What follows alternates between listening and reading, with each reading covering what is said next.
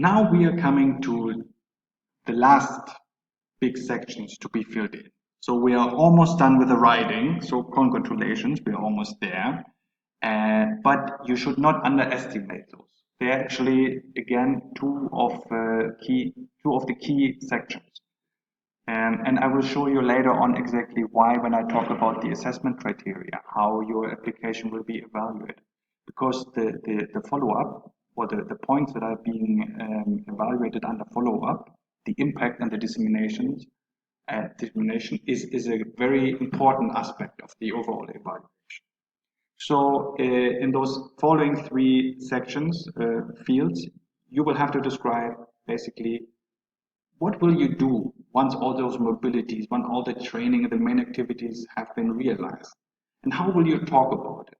And how will you measure the impact that your activities have? How will you measure that actually your goals have been achieved? So again, it's important here to connect the answers or to connect what you are promising here with what you have written in the other sections before. Now let's look a little bit closer to the individual sections. Now in I1 impact, you're expected to talk about what is really the impact that your project and the activities, not only the training, but all the activities that are connected to your project, so also the activities within your organization, actually had on your organization as a whole and on the specific target groups. Let's say science teachers, science students. So, and you should talk about the different levels that the impact can be felt. For example, for learners and staff. So, who are the ones that actually participate from your school or organization, your colleagues, other staff? What impact does it have on the students? You know, or will it have, or has it had? As the organization as a whole, you know, even the local community or the wider school network that you are taking part in. How have these activities contributed to the overall goals of the Erasmus Plus program and the European Union objectives? Now, start small, you know, start with the actual people that were directly involved in the activities and those that attended the training. How did their skills improve? And then, you know, slowly start making wider circles, you know, because of those improved skills of those teachers. This is how the students have or will profit from it. This is how we as a school have become more international, more open-minded, more interested in international activity. How can you maybe involve the local community? You don't have to, but maybe you have, you know, ways of doing it. And so on and so on. Part of this, you know, part of ensuring that the impact goes beyond your organization is, of course, the dissemination of the project. So here, think about some activities that you can carry out to share the results of your project. Now, you're not expected to invest a lot of money or a lot of effort. Do it within, you know, your means. Do it within what you are able to do. But try to be a little bit creative when it comes to this. Do not just inform people with a simple newsletter that the project has actually taken place. Think about other ways that you can talk about your project, be it in social media, be it maybe on your school website, on your forum. Maybe you are also giving workshops outside of the school for the topic that you have been learning about. You know, again, make the link to the eTwinning or the School Education Gateway websites that I talked about earlier. Say that you will post maybe an article, that you maybe will create a small slideshow or even a small video. Just be realistic, but be relevant, you know, and nobody's expecting you to do crazy work because the budget is very limited. But just be creative and propose something that, you know, maybe somebody else cannot necessarily do. Maybe you have a link to the local newspaper, and you will be able to have those that have attended the 1 week training abroad make a small report about it. Something like this. And last but not least, the evaluation. So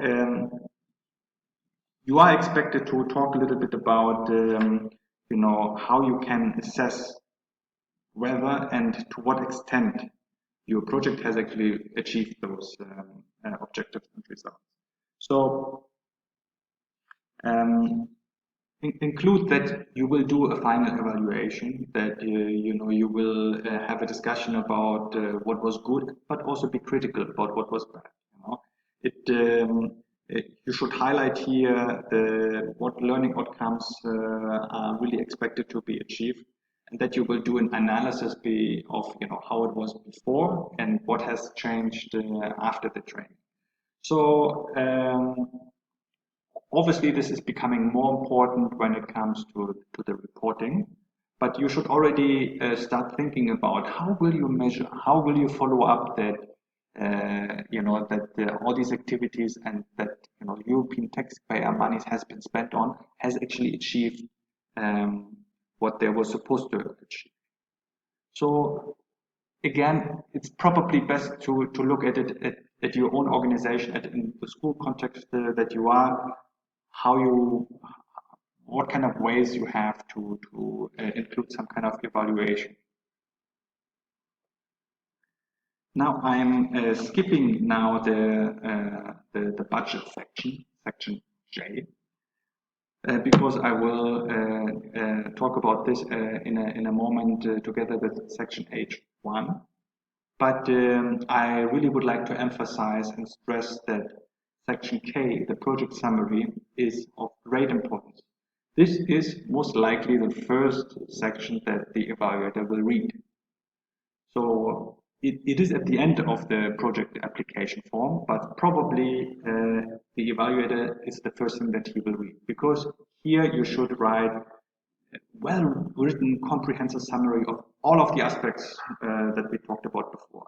Your needs, your plans and objectives as a school as a whole, the individual needs and motivation of the teachers or of your staff, wanting to go, wanting to learn.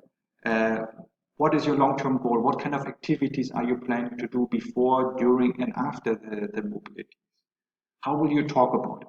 So all of this should be, you can repeat what has written before. You can basically copy and paste from all the other sections and make a very comprehensive summary of all the other sections before. It's really important to be very convincing and to show the evaluator in this very section that you have a clear concept about what you want to do and why Erasmus Plus is the perfect tool to achieve your goals. So invest some time to make this section really convincing and very easy to read, and on the other hand, very comprehensive, and to put as much information in as possible.